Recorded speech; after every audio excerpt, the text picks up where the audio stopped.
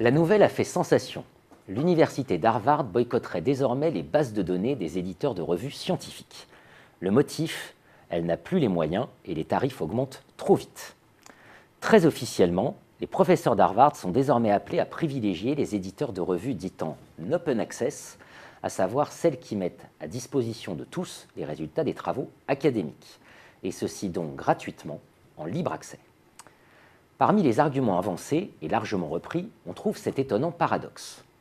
Financés majoritairement par des fonds publics, auteurs, évaluateurs, rédacteurs des revues travaillent gracieusement, alors même que leurs institutions doivent ensuite payer des abonnements aux tarifs prohibitifs.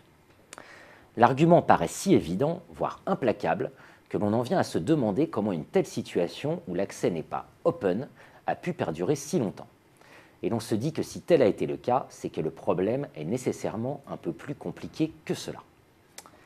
Le débat actuel autour de l'open access est en effet le symptôme d'au moins 3 transformations majeures. La première, c'est que les universités, y compris donc les plus prestigieuses, sont comme les clubs de football, financièrement exsangues.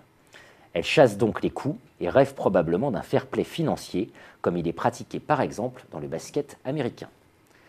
Ainsi, au même titre que les pharaoniques droits de retransmission des matchs de football, les droits d'inscription ne peuvent monter jusqu'au ciel pour financer la vieille course aux étoiles des publications et autres rankings. Le sujet de préoccupation politique majeure qui est aujourd'hui aux États-Unis la bulle des prêts étudiants en atteste. La seconde transformation, c'est que crise aidant, entreprises comme salariés réfléchissent à 2 fois avant d'investir dans les produits de luxe dérivés de la guerre des étoiles de la recherche académique. Ni les hausses de salaire, ni les promotions espérées ne peuvent plus être sérieusement garanties par quiconque. Dans le contexte d'une déflation générale dans l'écosystème mondial de l'enseignement supérieur, la rente prélevée par les éditeurs de revues scientifiques n'avait finalement de sens économique que dès lors qu'elle alimentait la bulle du capital réputationnel des institutions comme de leurs professeurs. C'est ce temps qui paraît bel et bien révolu. Les étoiles des articles académiques ne suffisent plus. D'où la troisième raison que l'on peut voir derrière la fortune actuelle de l'open access. La guerre des étoiles académiques s'est mue en guerre de l'impact, du H-index comme on dit. Publier, même beaucoup, ne suffit plus. Il faut produire des travaux influents et donc qu'ils soient cités.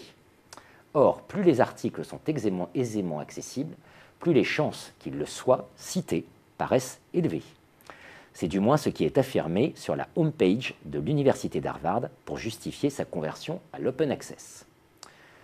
Concluons donc que la guerre de l'influence à l'heure de l'économie de l'attention s'annonce peut-être plus rude encore que ne l'a été celle du publish or perish, et que son motif est moins noble que la cause que défendait la figure de l'Internet libre et neutre, et accessoirement de l'open access académique, Aaron Swartz. Celui-ci s'est en effet suicidé le 11 janvier 2013 à l'âge de 26 ans, alors qu'il était passible d'une amende d'1 million de dollars et de 35 années de prison. Son crime, avoir piraté en 2011 la base JSTOR du MIT et voulu donner open access à plus de 4 800 000 articles académiques.